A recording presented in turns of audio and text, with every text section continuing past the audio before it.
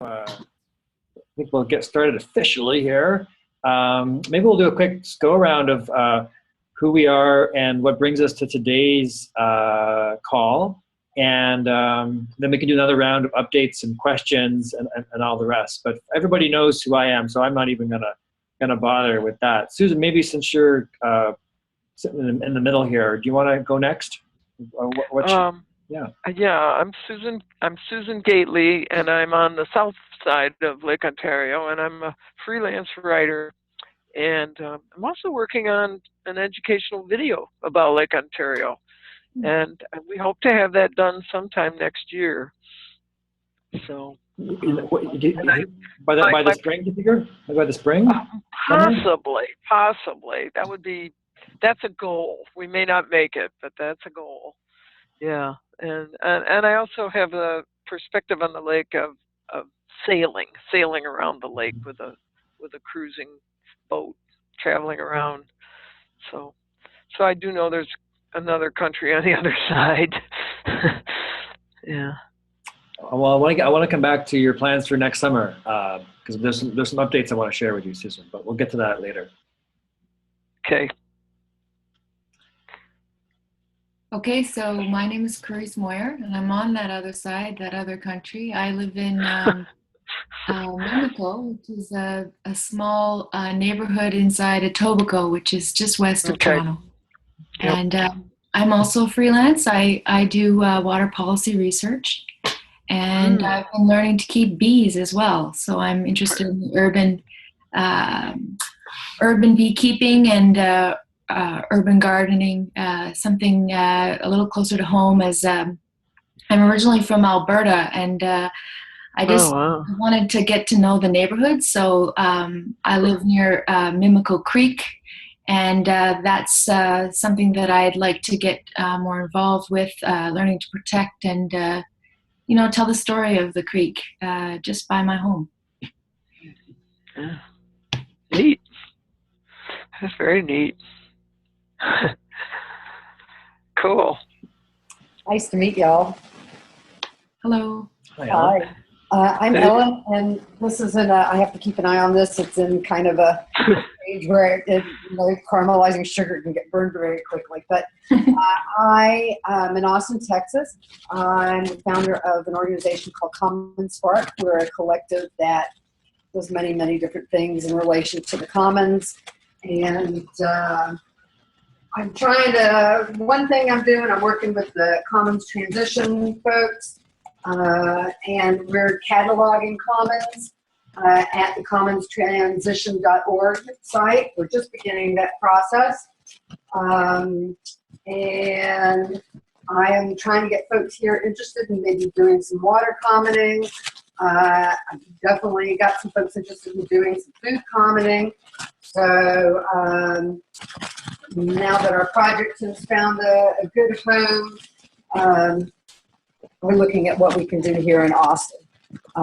So I'm very interested. I love what the Great Lakes Commons is doing. I'd like to expand it, bring it here, and water is life. So. Yeah, well, I've got. So it's funny. I've got a book here. 1 second.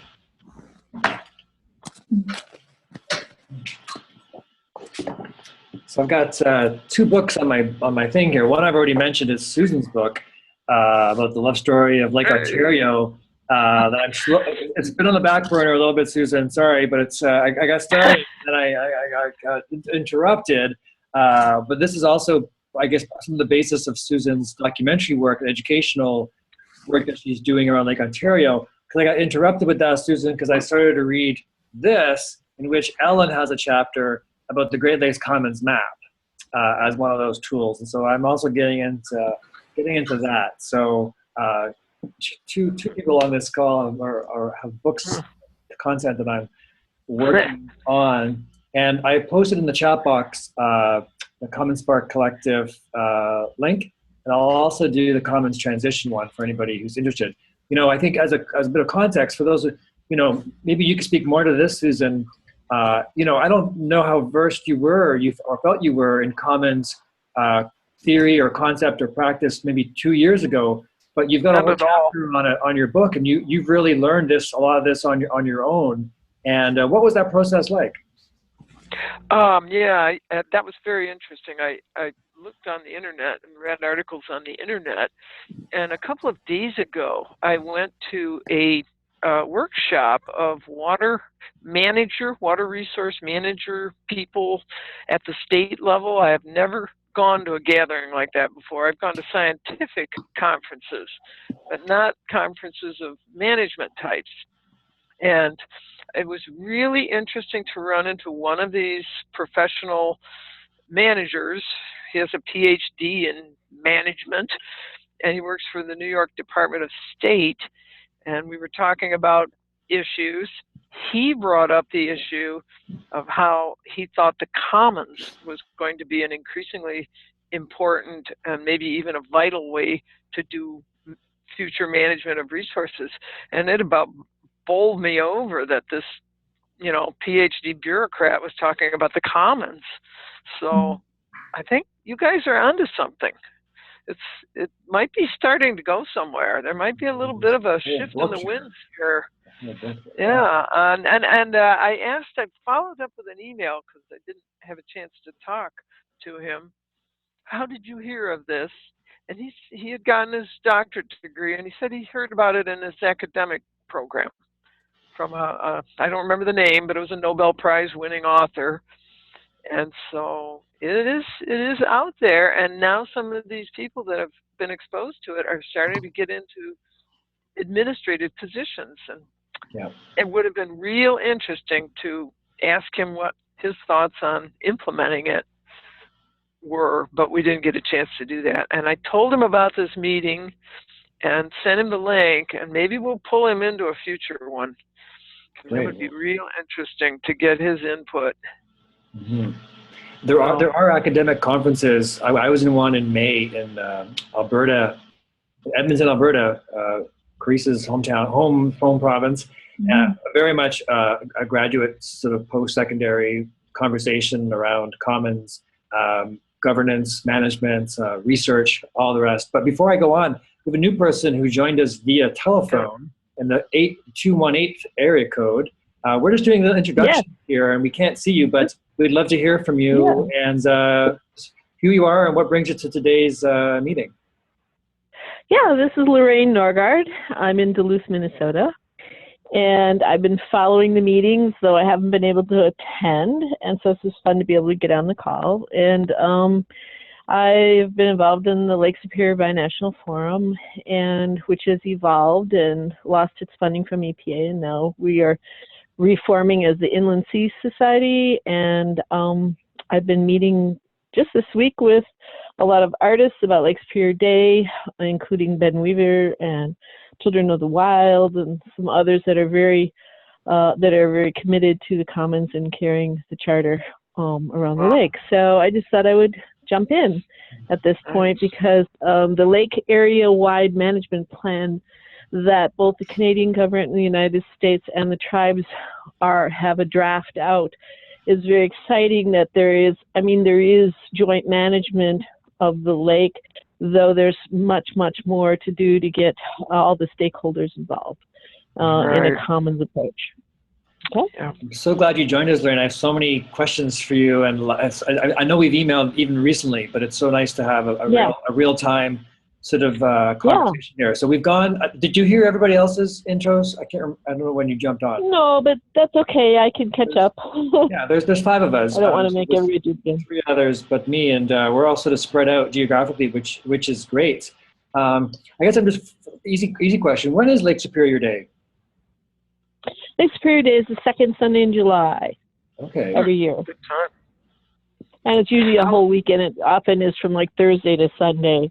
There are different events around the entire lake, and we have promotion that lists every town that's doing something and what they're doing. So we do that through the Lake Superior magazine and other sources, but it's a lake-wide celebration. So each town, each community, each organization does their own thing. So there's a whole variety from films being shown to beach cleanups to We do an award ceremony to award businesses, individuals, and organizations and schools that are doing special sustainability projects. So there's a lot of things that go on with that.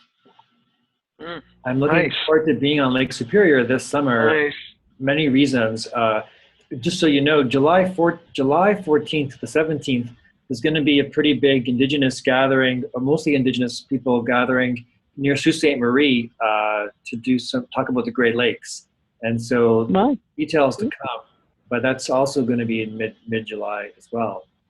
And maybe, okay, so what questions do I want to go with next? Actually, well, we were just, well, I asked Susan the question 10 minutes ago. I mean, Ellen, who's on the call, is a bit of a commons expert who's also has a chapter in a new book called Patterns of Commoning, in which she writes about the Great Lakes Commons map. And she's been really working with a lot of folks, mostly out of Europe, on a project called commonstransition.org. I know Carice is, really curious about commons as well and has been to one of these conversations before. And we've talked, she's not too far from me geographically. Lorraine, I'd be curious on your observations of what brings you to the word commons, to the action of commoning, the potential, the drawbacks, your experiences with it, and when did that start? And just a bit of your story with it. I would love to hear more. Wow, that's a lot to cover. I think, there's so many roots. I work a lot with the tribes. I was a public television producer in Minnesota and did a 6-hour documentary series called Wausau and Apida, We Look in All Directions, that included the history of the Anishinaabe and 19 reservations in Michigan, Wisconsin, Minnesota. And through that process, I became very clear about how important water is, especially for the women, and have participated in numerous water walks and connected with many of the elders, such as Josephine Mandaman and Sharon Day and others. And so, related to that process, we started a grandmother elder women's gathering at Madeline Island for 4 days to focus on the water. And it's clear that, the commons principle, the terms, the wording doesn't always work for me, or I sometimes struggle with the wording because I want to explain what we're doing. I feel like it's happening here on the ground in so many ways, and people just aren't calling it that. And so in the sense, I became the vice chairman then over time of the Lake Superior Binational Forum, which is 12 representatives from Canada and 12 from the United States who represent stakeholder groups for the Lake Superior to respond to the governments and to give our stakeholder input and to hold meetings around the lake and activities and webinars. And then if you go to the lakesuperiorforum.org, there's tons of things there about the activities around the entire lake that are participated by different groups. So I feel like that when I went to a conference in Minneapolis, for women, I'm trying to think of the name of it exactly, but I met Alexa and I heard the presentation on commons, and I thought, oh my goodness, this is very much what we're doing in different ways, different terminology, but very much what we're committed to, and the understanding that all beings, not just people, have rights related to the waters and other things as well, but especially, the water. And so it's just natural for me to jump in. 1 second. Well, that was that was with the Right to Future Generations, sort of organized by women in Minneapolis. With Julie was there, Alexa was there, and the lawyer Carolyn Ratzensberger. Yes. Yes. This is really about the principle and the rights of future generations. Right. Okay. And I had already also gone to the 13 Indigenous Grandmothers conference in Vermont that had the Council for All Beings. And those things are just kind of all overlapping. So I felt like my path has just continually been, along this line of trying to share information and continue to work for the health of especially Lake Superior, because that's my focus, from all directions, not one approach or one group or one audience, but all of the different, aspects of that. So I work a lot with the Fond du Lac Band, the Lake Superior Chippewa. I live in that area, and my husband's the Director of Health and Human Services there for 38 years. So we're very involved and see this as a joint effort. And I just sometimes stumble on some of the languaging, but the concepts to me are universal and clear and important. So I don't know if that helps to explain this in a nutshell, but there's a lot of little threads that go in different directions from that. Well, I'll open it up. I've been talking a lot. I'll open it up to the group for anybody who has a question for you.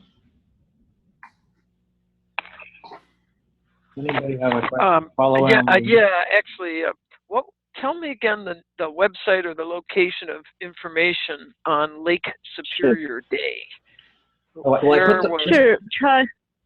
I put it in the chat box. Susan, in the chat box, I put the website for the superiorforum.org. I'm assuming that would be the best Forum, and that's one, superiorforum.org. That website has not been updated as much as it used to be, because that was our forum website that lost our funding. But we are maintaining it, keeping it going. But the other good source for information on Lake Superior Day is Lake Superior Magazine. Okay. And I'm trying to look at their URL, but you can Google it, because they circulate the information, and they've been sort of the, what's the word I want? They collect all the dates and times and people and places and put it together. So they're a good clearinghouse. That's what I wanted for information on what's going on with Lake Superior Day. But it's very big. It doesn't impact many, many different communities. And the Lake Superior Forum, Binational Forum, used to be the main promoter of that, and calling different groups and calling different communities and representatives and saying, what are you doing? We have this little challenge. What are you doing for Lake Superior Day? And we give them a whole list of things that they can look at to say, oh, we could do that, or we could do that, or we could do that. And so it gives people a lot of ideas that there's something their church, their community, their club, their town can do. And it's been very successful and very impactful. The other thing is you can look at the website grandmothersgathering.org. Grandmothers with an S, gathering.org. And on there's a whole list of things related to appreciating water that have been kind of a resource for what people are referring to. Then, we do webinars on that date. We do film showings. There's so many different ways that different communities have chosen to honor it. Take a look at that, because that might be I think we are going to have some kind of little local lake day in my location, but I'd like to see that spread around Lake Ontario. Yeah, that's a great point. I never thought of that. There isn't, as far as I know, any other day, any other lake that has a day beyond Superior here. I know it's called Superior, but it doesn't need to be Superior recognition. Why doesn't Ontario have? Let's get on this, Susan. Yeah, I think it's a very good way to build that sense of engagement and community and all that we need to do. Definitely across the national borders. And it's nice and interdisciplinary. We can get into it, like she says. And it focuses, I think, on we have different fairs that have booths of different organizations that are promoting stewardship of the lake. We have arts events. We have film showings. They show things about water, about sustainability, about invasive species. We have our museums, like the Lake Superior, what's it called? I can't think of it, Maritime Museum, and they do a whole event. Yeah. Nice. Very nice. Yeah. There's just never enough, never enough money to publicize, and never enough, money to have a coordinator to really do it. But it certainly it's got some momentum, so I hope we can keep going. I think I think we're going to try to start up a little one here, and maybe it'll spread. Good. That's very. Yeah. I'm going to be looking at that. Mm-hmm. Any other questions for anybody here? This is really the open forum itself. Curiosities on some of these threads. I don't have a question, but I've got some gratitude. It's so wonderful to hear somebody speak about how the other living beings are as much stakeholders as humans to the natural commons. And that really what humanity owes is stewardship, not ownership. Mm-hmm. Mm-hmm. So a lot of people in the commons movement aren't, they're very focused on digital commons, or, they talk about our commons, and they don't have the mindset that a lot of what we call our commons, they're talking about collective property, and a lot of times those commons have been colonized, and that they really don't belong to us. We belong to them. And so. Yeah, actually, I'm curious on that for anybody, and mostly me, Lorraine. I've talked to you the least. How do you combine some of that sort of water literacy stuff? That is, for the most part, the environmental movement has been carrying for a generation around the whole idea of nature being alive and having and being in a closer relationship with the environment, or how we are the environment. How do you find that conversation is changing or is growing when we think about nature as it versus nature as relative? Well, for me personally, and I think also for the area, the voices of the Anishinaabe people are coming forward much stronger than they had maybe in years past. And with that voice comes the understanding that that most of life, most of these quote things are animate. It's the language. The Ojibwe language has 80% verbs, and the nouns are classified by what is animate or inanimate. And when you start to look at the list of what's animate, water is alive, a rock is alive, a tree is alive. It says we are equals, and we are dependent. And in fact, we were the last ones who were created who are dependent on all of the rest for our survival. And they are not dependent on us for their survival. So that in itself frames it in the immediate conversation of, how that perspective of who we are and how we are related, and that we are all related, we're all in this together. And so, that's the story that I think is so powerful, that starts many conversations from there, because that is the indigenous story of this place. And so it's a good way to jump in right at that point, because it's an understanding that's so deep. Yeah.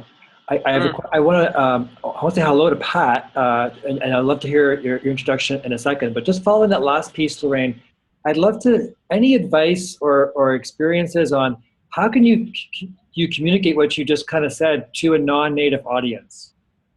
What are some of the challenges of that, or how you say this it's gaining traction? Do you think there's a more openness now than there was before, or do you find a certain way into that conversation that's better than another for non-native? Well, sure. I mean, I could refer to, I did it on public television with a documentary that was about the relationship of the Anishinaabe to land and water, to the environment, the relationship to the environment. And in that, they tell the stories and the legends which explain this so clearly.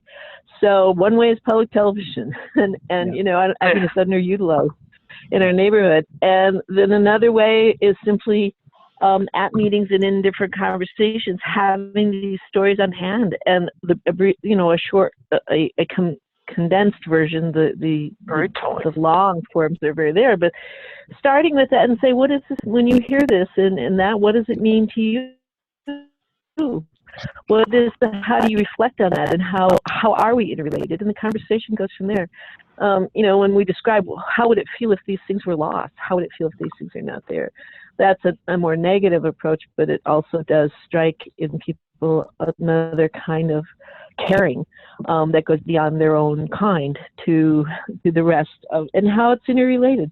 I mean, we had Dr. Emoto come here and talk about water and how water is so influenced by, our thoughts and all of those things are different ways to approach it, if that's what you mean. There are articles in the newspaper, or being speakers at different groups or clubs or organizations, or bringing up, having these special days when we talk about it, and we start it with a story and say, what is this? What does this mean? And the artists are bringing it up too. So there's a lot of different ways. It's kind of hard to, just reel them off in a list, but you did a great job. It's about appreciating that in a relationship.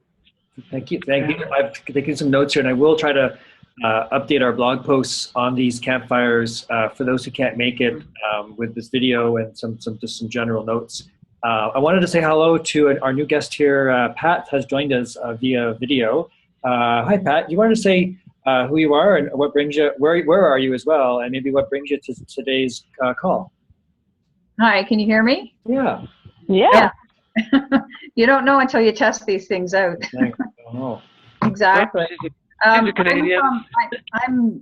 between Lake Simcoe and Lake Ontario, so I'm up in Newmarket.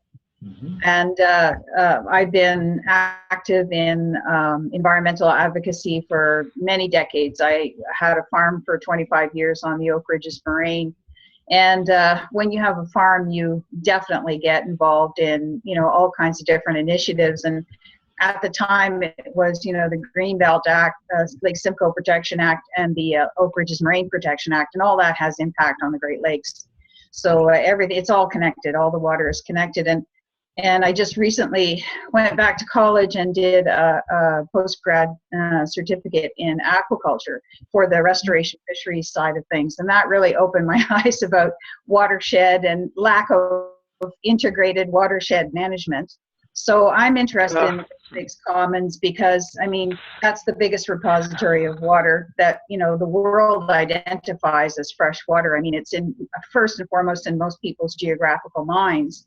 But because I see a lack, I'm on an environmental stewardship council, and we see what's going on in the area, and I see a lack of will to stop duplicating services and to get together and sit at the same table and actually do something integratively.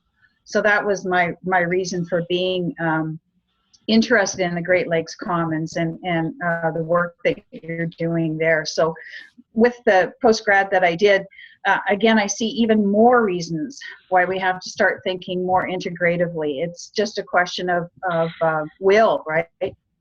Political will is getting people to sit down at the table and talk about these things. As environmentalists, we talk about them all the time, but there's so many issues that politicians have to deal with, everything you can imagine what it would be like sitting in that chair. So my big concern is, how do we make what we see as being fundamental to healthy environment, healthy people, the new subject of eco-health, quote unquote, how do we make that, something that is a priority for them? So that's my big question, is how do we bring the attention to that without getting them to go the other way, right? Getting them to feel that we're pressing too hard, or we're pressing for too much, or that's not that important, that type of thing like that. It's fundamental. The health of our environment is our health. So how do we relate that? Who's the them there? Sorry, Pat. Is it the politicians at all levels, local, regional, provincial, and national, all the way through, at least here in Canada. So on the other side of the Great Lakes, it would be different. It would be state as well as, and their government works a little bit different than our government does. So how do we bring that to their attention? Yeah, it's interesting how few, the more I do this work, it hasn't been that long, but I'm just always surprised the lack of, again, use the word integration. Right now I'm working on a map of bottled water permits for the Great Lakes, and you would think you're dealing with totally different watersheds. There's no rhyme or reason of or integration of how the Great Lakes are managed in so many ways. And every time you look into an issue, you can see that usually it's either one half of the Great Lakes is black or the other half is gray. Yeah. There's rarely ever someone looking at the whole thing. I've seen maps about fracking in the Great Lakes where it's just the American, fracking in the Great Lakes is just Canadian. It's just the crazy disintegration in many ways. And I think we're feeling the effects of that because, yeah. And so hopefully Commons, this is where Commons, I think in some ways, again, as an indigenous sort of rooted concept, it's older than the nation state. It's older than capitalism. And the idea of using Commons as a way to integrate not only sort of sub-watersheds and other watersheds, but really crossing all kinds of borders between public and private, object, subject, and also this idea of, settler, native, and like trying to think about combining the strengths and the sort of the goodwill and the care that exist out there, be you a boater or a walker or a farmer, for instance. And so that's kind of how Great Lakes Commons was sort of born out of, was that lack of integration. There's groups that call themselves, Alliance. I talked to them just this morning, Alliance for the Great Lakes. They don't work in Canada. Lake Ontario Waterkeeper doesn't really work in the United States. So unless I'm wrong, Susan, does Lake Ontario Waterkeeper work? No, I think it's pretty much Toronto area. Yeah. Canada. And obviously limited funds and there's legal barriers or strategic barriers to these. But at the end of the day, it's the same water. So I'll open it up to anybody who's got a question or comment based on what we've heard so far. I would like for us to, we've done this before, for those who've been on the call before, to do a shared reading of the charter. As I'm not sure, Lorraine, if you've got an internet connection or you can just listen, be our witness to this. I'll do a screen share and we can read the Commons Charter as a group. But I just want to keep this conversation going in the direction where people feel like it's valuable to them.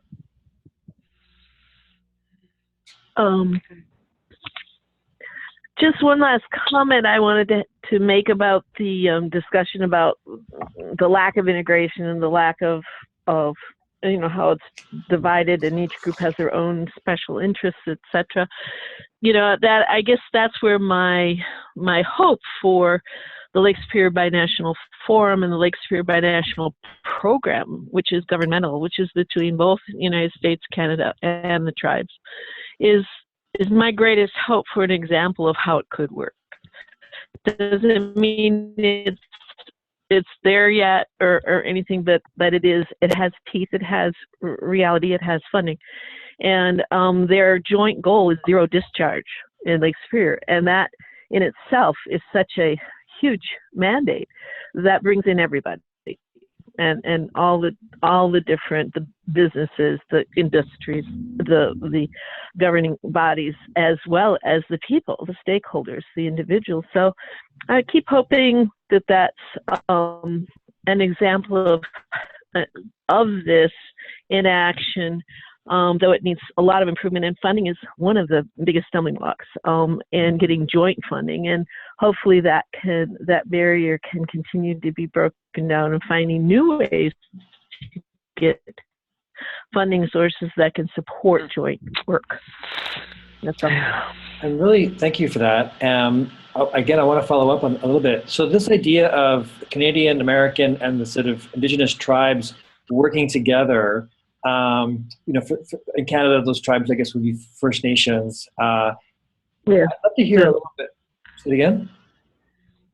Okay. I'd love to hear a bit more on some of the barriers or some of the advice you'd pass on for those of us who want to work in alliance with First Nations and Indigenous groups. How you feel some of the power structures are, or some of the sort of cultural barriers to really listening to what is being said, or really sort of sharing power, not just talking about it. and some of the sort of more, I guess, the sort of, talking social movements of looking at I Don't Know More, and, sort of the ongoing resurgence and of treaty rights and of sovereignty, open for anybody. But Lorraine, you probably have the most experience with this in some ways. How do you find these issues of sovereignty to be both collaborative, but also about autonomy? It can be divisive, yeah.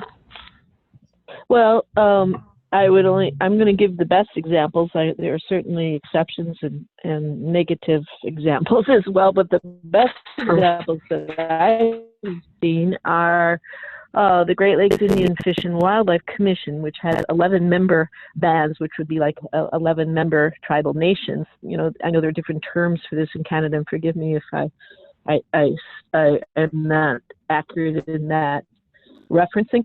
But 11 bands come together, and they have federal legal jurisdiction and joint presence due to treaties, due to the 1837, 1842, and the 1854 treaties here in the United States, Canada. But they have a coalition of tribes that come together, and they meet with the Canadian Anishinaabe who have lands bordering the lake, who want to jointly discuss and plan the resources. They do the research, and each of these member tribes puts money into the pool for the Great Lakes Indian Fish and Wildlife Commission, and then they sit representing 11 bands, which is remarkable in itself.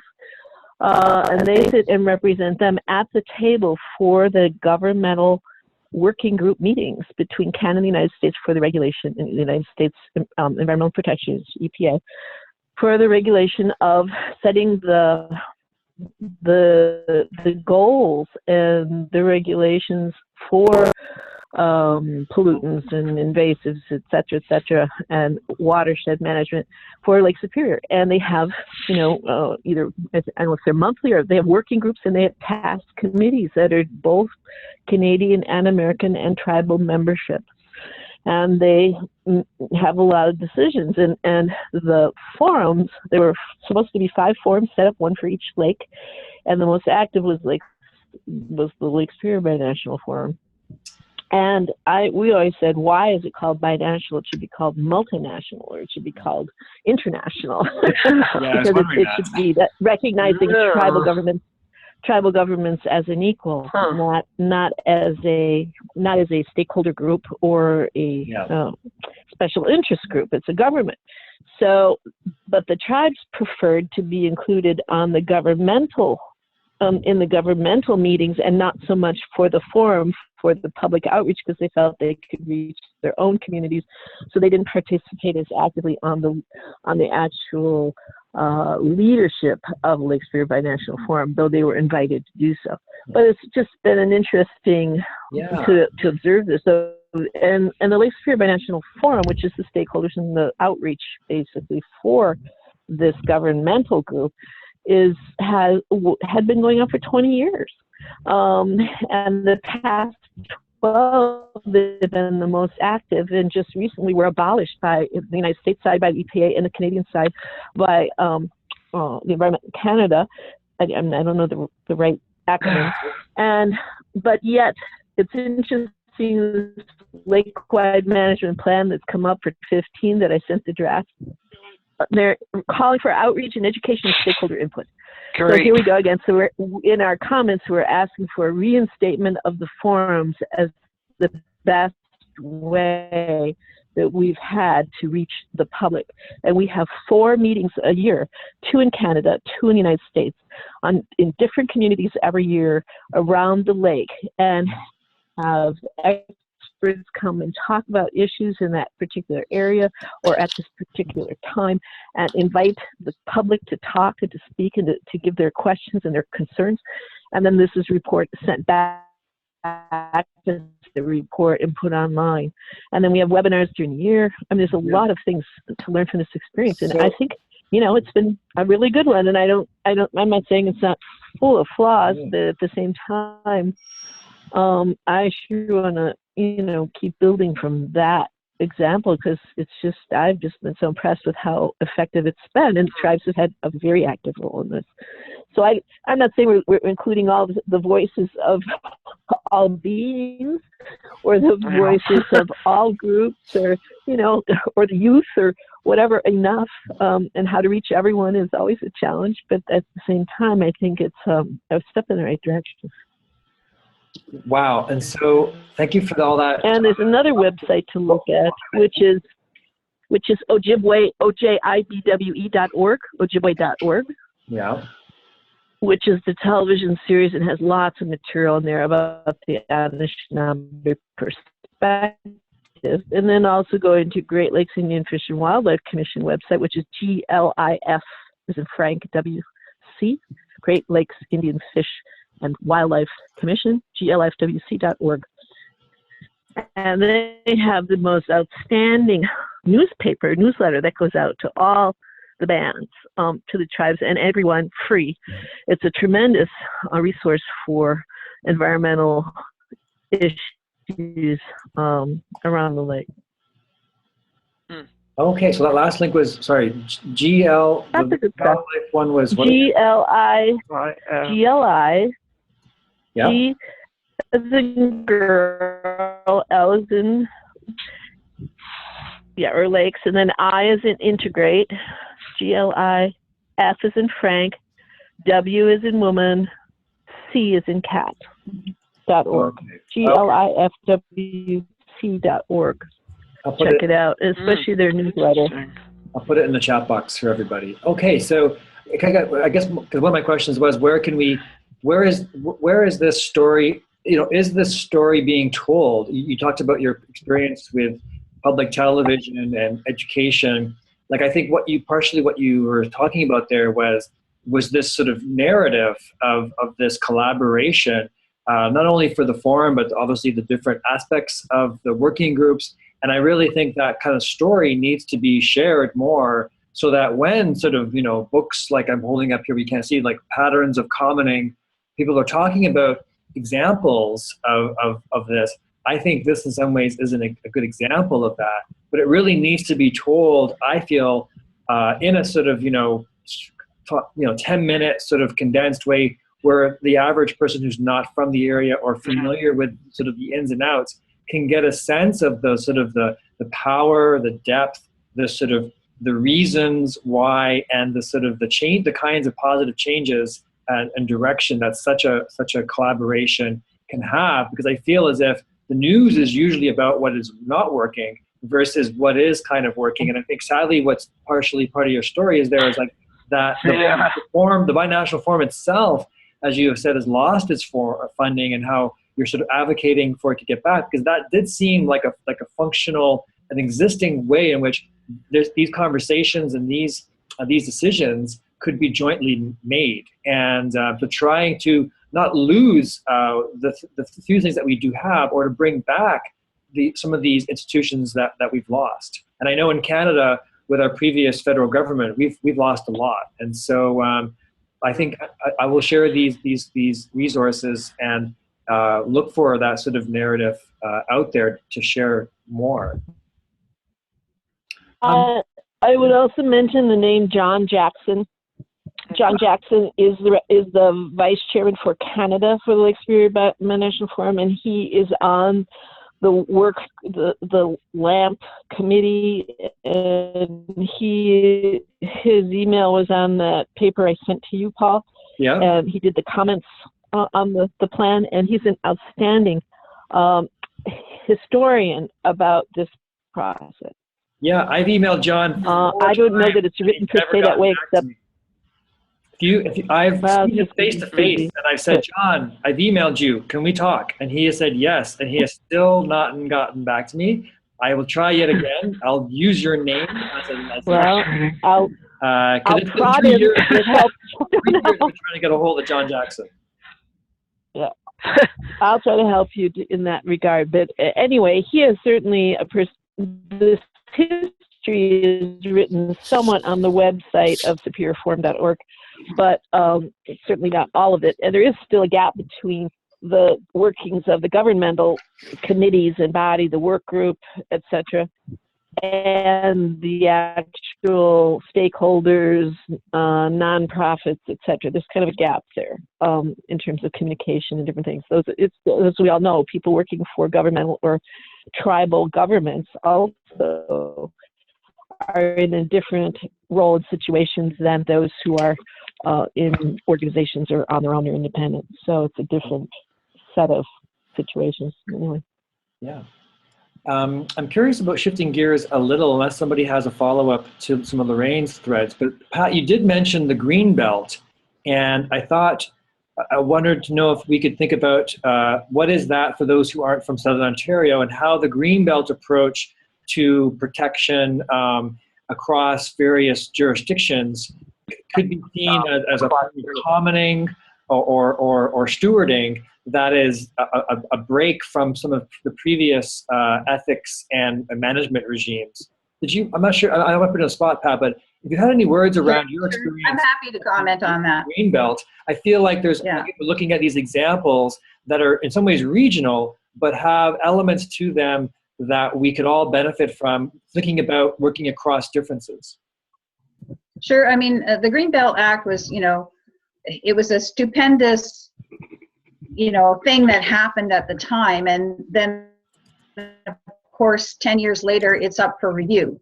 So just like the Oak Ridges Moraine Act, et cetera, they were up for review 10 years later. And then a lot of not-for-profits came together and said, okay, this is how we can,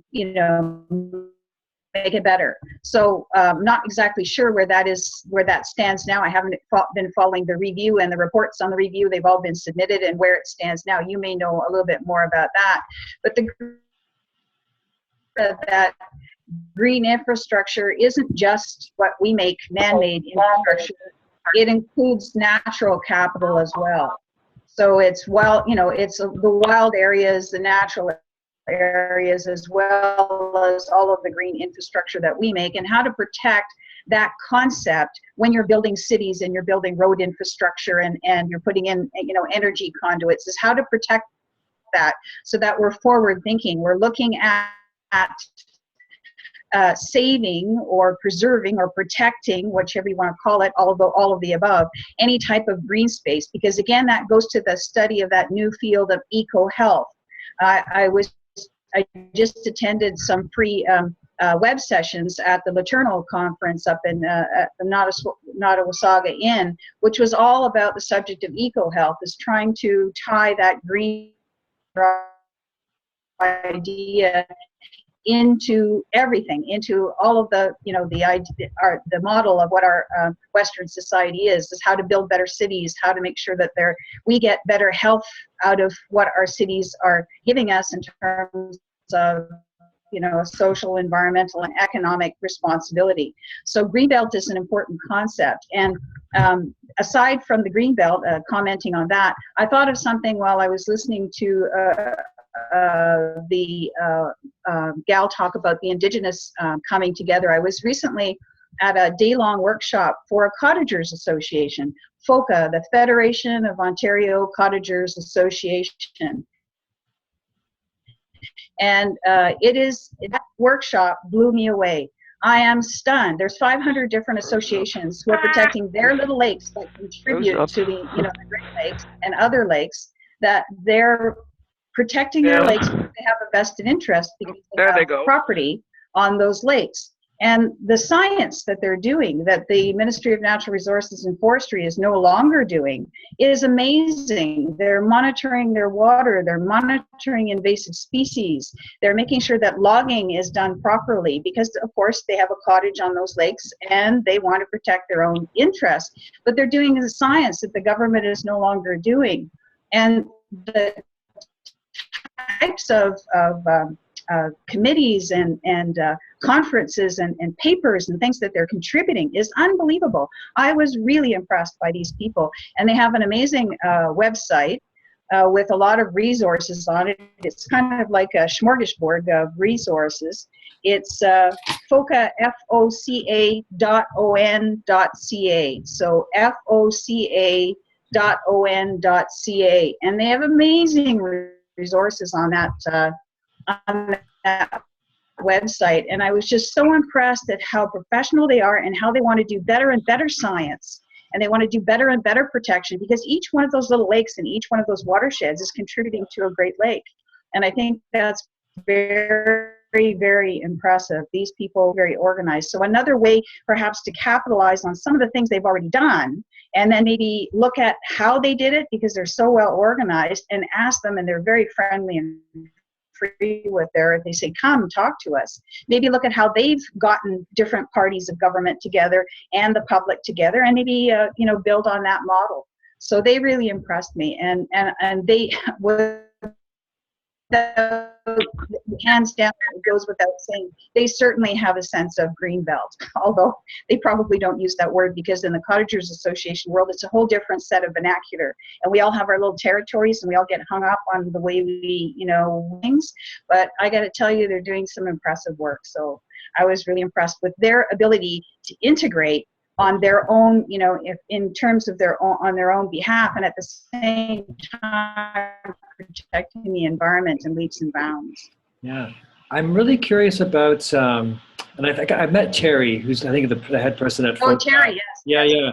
And yeah, the executive director, yes. I think there's an interesting sort of lesson here. That, I think in cottagers, let's use an example of 100 people around a lake, right? That because of their private interests, they're going to maybe have a collective sort of approach. Because if the person next to you is cutting down the trees or dumping all the leaves in the water, that's going to affect you. And so I feel like there's a potential there of harnessing in some ways private interest towards the collective. Although I wonder about the limits to that as well, because you're also just necessarily affirming and appealing to that sense of private property. And then if that person, let's say, moves away to the other side of the street, let's say, how do their rights go down? And so I guess is commoning just a collection of private property sort of owners, or could it be helped to use to transition into something that is not just beyond that lake, beyond that shoreline, and break down this sort of public-private a little bit? I don't know. You think there's potential there? Well, yeah. Here's one example that was because they had a series of speakers that talked about their story on their lake, and here's one example at Golden Lake.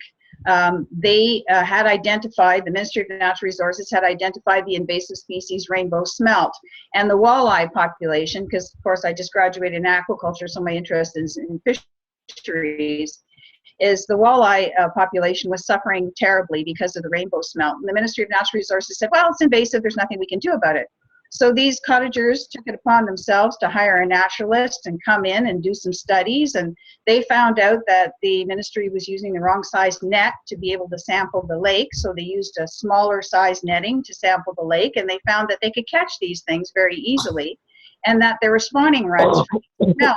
So then they went ahead and found out when the spawning runs were, and they have all that scientific data down after several years of doing this. And they catch them in the spawning runs, and now they've got a smelt festival where they're actually getting all the local restaurateurs to cook these things, and they're selling smelt, and they're getting invasive species out of the lake in leaps and bounds when the ministry threw their hands up in the air.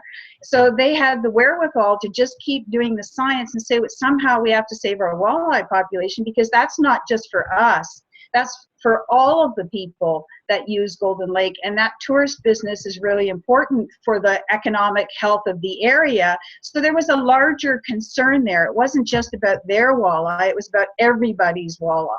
And they found a way to tackle these rainbow smelts very effectively, and they're continuing to do that. And so I think it goes beyond just their sense of propriety about private property. They have a greater sense of environmentalism, and it's everybody's walleye, not just their walleye. And they found solutions, which is really admirable. And there's story after story after story like that. All right. Any comments? Again, I've been talking a lot, just trying to, I'm a curious person. So, and if you got your mic muted, you can unmute it, of course, but yourself. any reactions to these ideas of public-private commoning, examples of working across difference we've been talking about, bringing back, lost sort of examples that have been defunded, or emerging examples that maybe aren't using the language of commons, but in many ways carry the ethic of that? So I've been listening, which is a form of participation, and what I've heard, a couple of things. You know how sometimes when in a short period of time you hear the same words or the same concepts come at you, and then it sort of solidifies. So just yesterday, I was down at the City Roundtable, and the Roundtable was on, the City of Toronto is engaged in developing a ravine strategy. And so it has 9 ravines like fingers that come through Toronto, but the origin, the headwaters, is in the Greenbelt. And so as they develop this strategy, I think Mayor Tory, in his introductory remarks, sort of said at the beginning that he wanted to see, as he was getting elected in this sort of, the Greenbelt expanded into Toronto so that it covered and included Toronto's ravines. But in discussing it, and as they sort of deal with various uses and interests and that sort of thing, they realize it's complicated in the sense that some of the protections that Toronto may have for the ravines may not be the same in the Greenbelt and vice versa. So the idea of integration and regional and watershed planning is, they were saying, well, we'll become the model versus sort of, I was unclear as to how that works, because when you plan together as a commons, and many people actually had commented on how the ravines are Toronto's commons, right? The green space, the beauty, and the natural world is there, and it's a commons, and yet Toronto must make decisions, and yet it's nested within this larger green belt, this area that the water comes down and through. And I guess when I'm hearing of integration, and even Ellen's point about protecting ravines and the lake for the ravine itself was raised yesterday. And it was a fabulous thing to say, we can have a bold vision. Toronto can have a bold vision for its own space, but that doesn't necessarily mean big infrastructure and big plans to do make big projects. It can actually mean restoration. And so for the ravine itself, for the sake of the ravine, and just hearing today comments about integration, comments about for the environment itself, and the various governing bodies in multinational around the lake, I just sort of wanted to, it's complicated, and yet there are ways and successes that we can look at and look upon and not feel alone. Toronto is not an island. It's not a bubble that it can just operate alone. It must operate within the larger Greenbelt, and if that's expanded, as well as Lake Ontario as a watershed, and of course the Great Lakes Basin.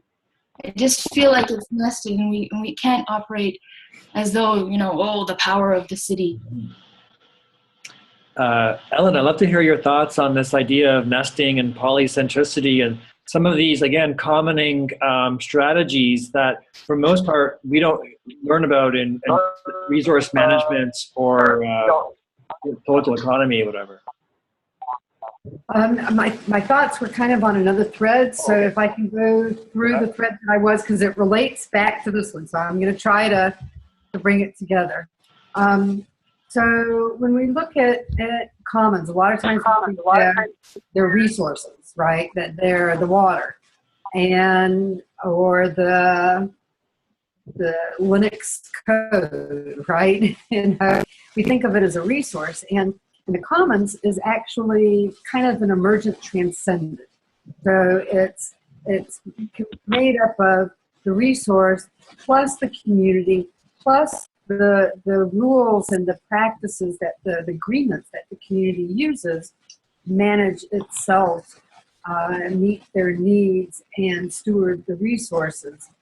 But the emergence of the commons, unlike private property or public property, which is kind of a construct, the emergence of the commons, as David Bowie was writing in his blog that he published yesterday, that the commons itself is alive, and it is a container, kind of an ecosystem of relationships, and that you can't take the people, whether they're humans or fish or raccoons, out of the living emergent structure. That the commons is really about relationships and how we steward relationships and everything that we're in here together with.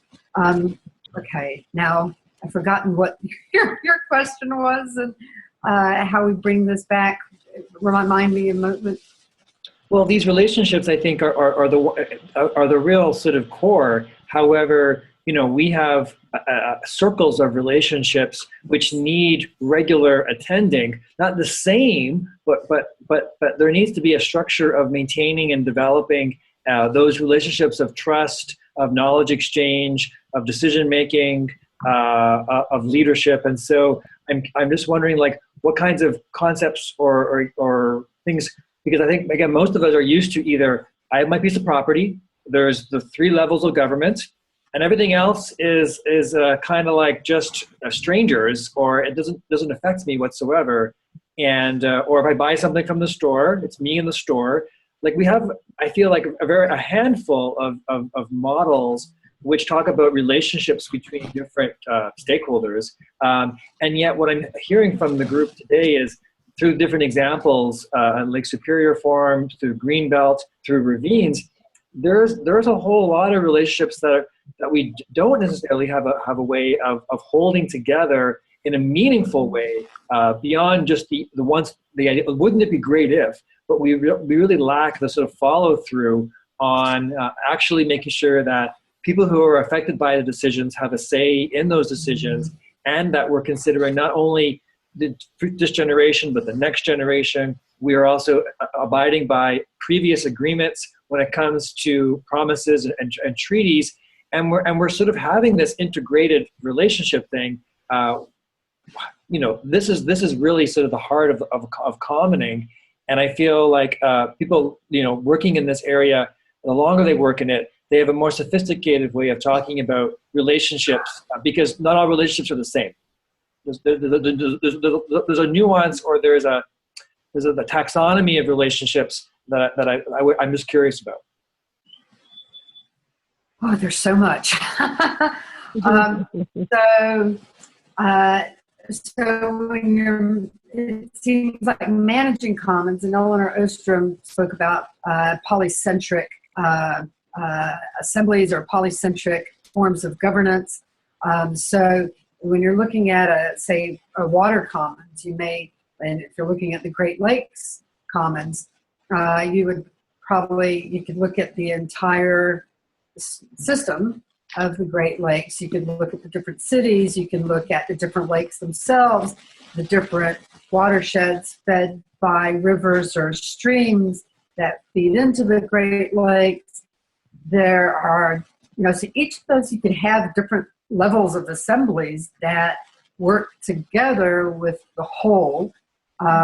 That's maybe transnational, but then you could have more smaller bioregional assemblies within that transnational thing.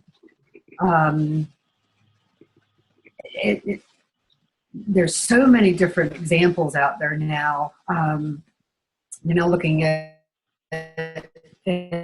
managing cities as commons. In Rome and Bologna, they're doing some really very transitional edge kind of work, but they're developing different kind of policy and models that you could use to collaborate with the city to bring actual commoning and people working on certain commons together. I think like open data or some sort of budgeting processes that allow people to like there's budgeting processes, but they changed the Italian constitution to say that every single Italian can be engaged with any level of governance of any service or any public property. So if somebody wants to govern a theater, and get involved in the governance as a citizen, they can do that. And they would get citizens together to form a commons and form a partnership with, so instead of a public-private partnership, it would be a public commons partnership. So they're using that for a variety of things. Labgov.org is the place to look at that. And they're now looking at different cities, managing cities as commons. And yeah, there's just so much going on, especially in Europe right now. Huge changes in the commons movement. It's really going. What does a public commons partnership feel and sound like? What does that? Can you tell us more about that? It looks very. There's. Hang on one second. My husband's back looking at the progress of the chocolate and the caramelized pecans. This one has ghost pepper in it. Nice. Okay, sorry about that. On that LabGov site, Bologna has created a 28-page model that it breaks it down into how does people choose the commons, how they get involved with the government. They create a proposal that they submit to the government, and then there's this whole process elaboration. It's like 30 pages long. It's kind of dry, because that's what it looks like on paper. I imagine in person it's very personal. They're doing that by assembly in Cochabamba of Bolivia, right? Their water is a municipal water supply, but it's now managed by the community through community assemblies. And I think there's polycentric assemblies involved there too, but don't quote me on it. Well, I mean, sorry, go ahead, Lorraine. Well, something that the more I listen, I keep personally wishing for is a kind of inventory that shows me kind of layers of just my area, just the Lake Superior Basin is which is huge, is like what organizations are doing what individuals are doing what. I mean, there's just such a lack of connection because of not necessarily knowing who to connect to about what different thing and what they're doing. I just keep wishing for that kind of inventory that I could go to and look at as a resource and use and work with and create hubs and circles related to different situations, different sometimes there are crises, there are new industries coming in, such as pipelines and transporting oil on Lake Superior and different things. And how do you find the right hub or circle of people and organizations that are out there doing things? And when I look at the map that you're developing with the commons, I like that very much. And I just think, times 10, it's like keep going with that in terms of inventorying and having a clarity about which organizations are out there and what they're doing and at different types of levels that we can more collaborate and exchange information, exchange roles, because it's just to try to reinvent all new things is hard, but to try to find new ways of working with those that are actively engaged is another approach. And I don't know, it's just I'm sitting listening and wishing I had that. I wish I had it like a transparency overlay that would tell me who's doing what where, and I could connect with that webbing.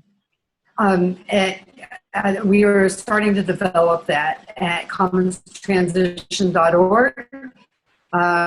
They have a Commons Transition Wiki, and we are beginning to catalog different instances of Commons. And I just posted a link, and that is our working template. And we're just starting to collaborate. This was a project that we were calling Commons Scope. We closed that. We're collaborating with Commons Transition on their wiki, and the link I posted is a template for starting to build that. We're also going to be mapping all of these items, things that are able to be mapped on a geolocated map. A lot of commons are not; they're digital, right? So transformmap.co. So we'll be bringing the transfer map to Commons Transition Wiki, and so it'll be mapped, and there will be profiles for different commons. And the first one that I'm going to start is the Commons, Great Lakes Commons. So I'll probably work on that next week. So it's coming. Yeah, I think it was a good flow there, talking about in some ways like, disintegration, talking about multi-stakeholders, talking about relationships, and now talking about tools. And I think we need these tools to really make this work from the conceptual to the sort of action-oriented.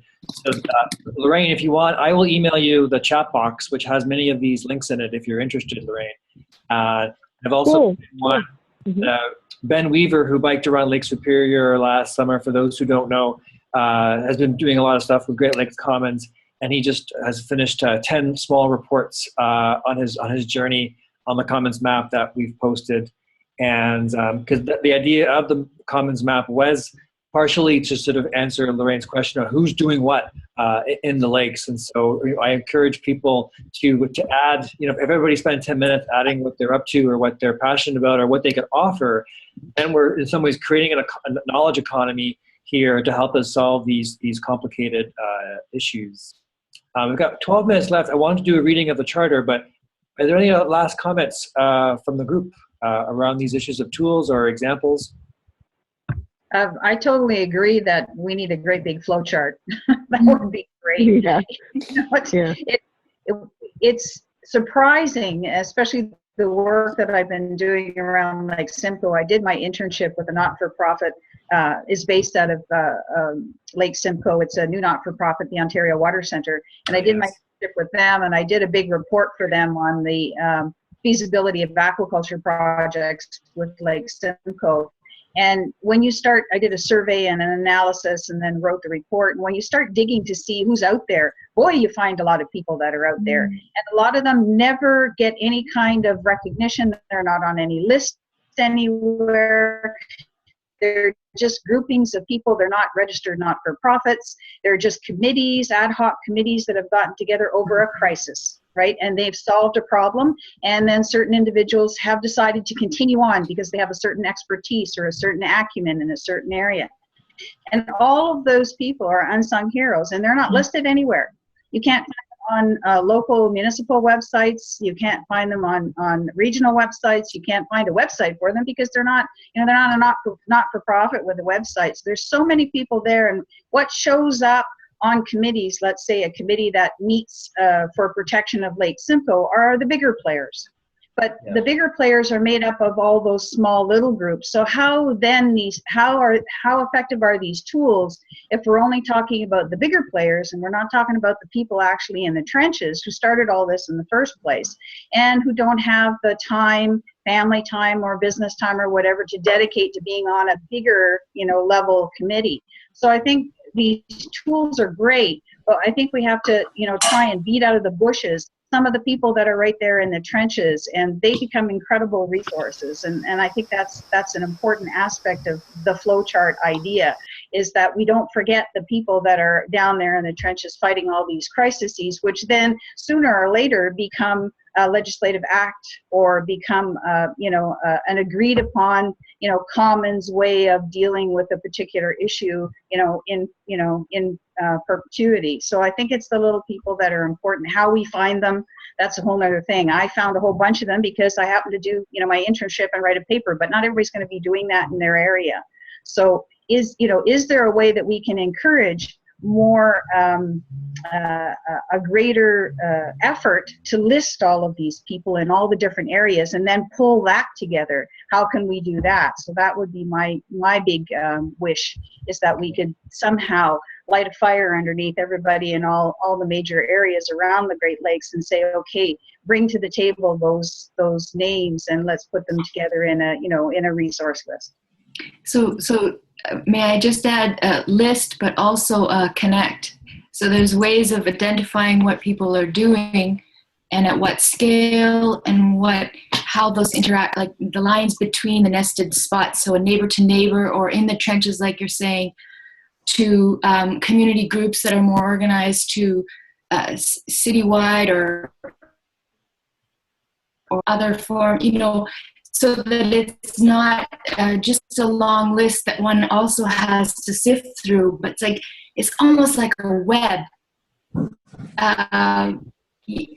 like a flow chart, but like it's more like this, right? It's like a web rather than lines and lines. So I'm thinking, what a wonderful they engage and they say, I'm not alone.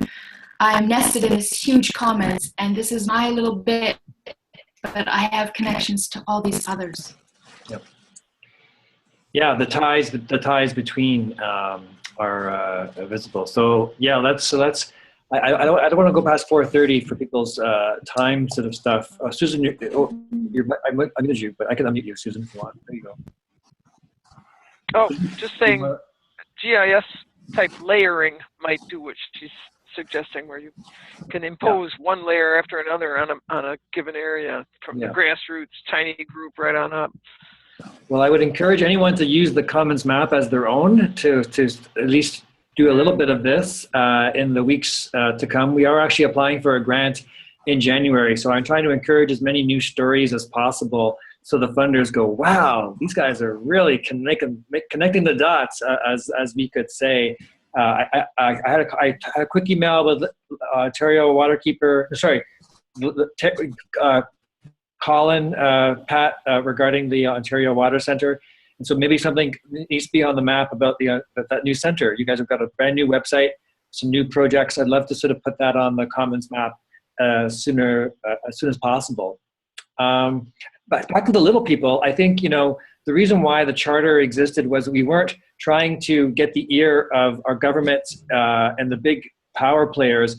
We started with a collaborative process that was 2 years in the making to co-create a charter where people themselves could start to own the language and the conversation around what does water care look like, versus waiting for governments to give us the green light.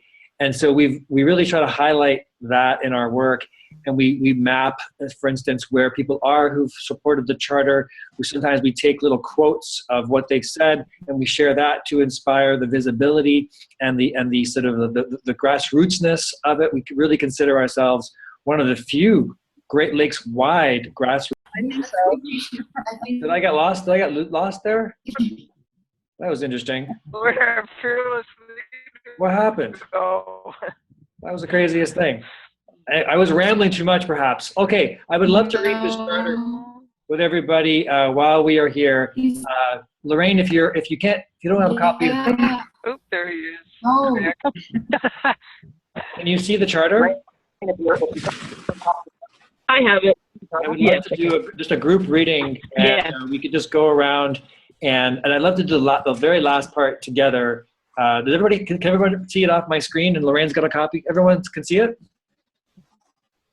Anyone not see it? I'll take that as that's not No, I see visible to me. people. No. Oh, wait, have I done it Can't now? see it yet. Oh, here we go. Green. Okay, great. Do you see it? Yeah, I have a paper copy with some of it. My screen should Yeah, and I have the website copy pulled up. I'm in the back of my book. I've got some of it. I've got a paper copy as well. It's not coming up just yet. It's not coming up. Oh, there we go. Here it is. Here it is. There we go. Yep, Here we go. got I've it. done this Yeah. before. I just didn't hit the last button. Sorry. Okay, I'll get us started here. So we, people of Okay. the Great Lakes, To be moved over just a little bit. to the left or right? It's getting cut off on the right side. I'm gonna make it smaller. Oh, 1 sec. Oh, I thought I had all this ready. 1 second. 1 second. My computer's also like chugging along. Like, what are you doing to me, Paul? What are you doing there? Here we go. Here we go. Let's just try this. Can you see it now? Can you see it? Oh, Paul, we can't hear you. I can't hear you. Yeah, you're breaking up a lot. My Right. audio. I'm sorry. My computer is. Very, very broken. What is going on here? Okay. Whoops. Nope, now it's gone. Yeah. Okay. Here we go. Here we go. I just pressed too many buttons. You know when you press like too many buttons? Oh, yeah, been there. There it is. You see it now without being cut off. Hello. Nope. Just taking some time. Presently. Paul. Why don't you get us started? Okay. Here we go. Nope, there it is again. We, the people of the Great Lakes, love and defend upon our waters, sustain our lives, our communities, and all life in our ecosystem.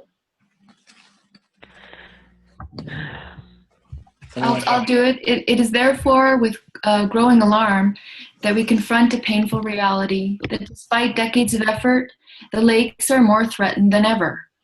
As people from across the Great Lakes, we find this unacceptable. We cannot stand by while our waters are treated as an expendable and exploitable resource when we know they are a source of life. Moved by a hope. Go Let me do the next one. Moved by a hope that we can yet create a thriving and life-sustaining future for our lakes, we step forward to take up our responsibility to care for and act on behalf of these waters, our Great Lakes Commons. Seeing that the health of our waters is intertwined with our own health and that of generations yet to come, we are called to assert a deeper connection and more powerful role in the future of our waters. So we hereby set forth the Great Lakes Commons Charter, a living document that affirms and empowers the wisdom and rightful role of the people of the lakes as stewards of our waters. This declaration and the first principles emerge from the collaborative work of people and communities around the lakes. Together we reflect many walks of life, histories, and cultures. At the same time, a single purpose unites us to transition to a mode of Great Lakes governance by which the waters and all living beings can flourish. To this end, we affirm that the waters of the Great Lakes have sustained the lives of the people and communities in their basins since time immemorial, and they should continue to do so in perpetuity. That the waters, ecosystems, and communities of the Great Lakes are entwined and interdependent. Damage to any of these causes harm to the others. That the Great Lakes are a gift and a responsibility held in common by the peoples and communities of the lakes and must be treated as such to ensure their preservation for coming generations. That the boundaries of states, go ahead.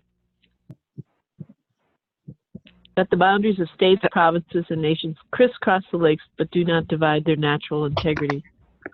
All decision-making that impacts the Great Lakes must place the well-being of the bioregion and ecosystem as a whole at the center of consideration.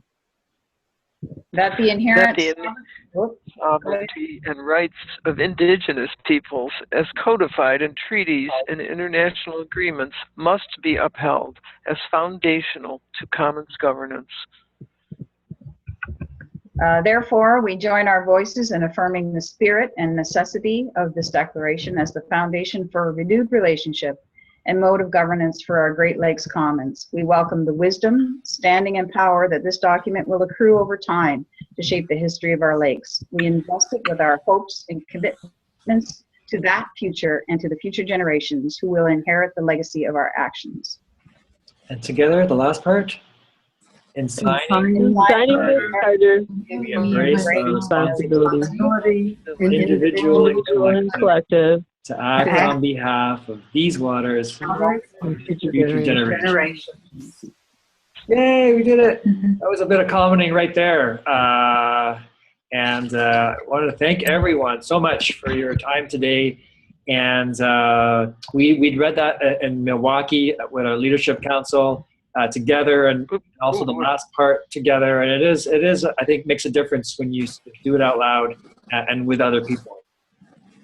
I will share this video and some of my notes on our blog in the coming days, and I would hopefully you'll see it and add your comments as well, and we can keep this going in January.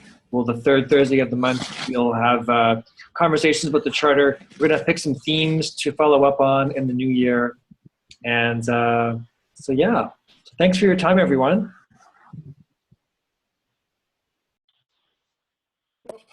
I got dumped again. Nice meeting you. My Thanks computer. again. Take care. Paul, thank you so much for the invitation. Bye. Okay, Very, very everyone. productive. Thank you. Take care. Bye. Thank you. Have a wonderful day. Okay, You too. thanks again. There we go. See you later.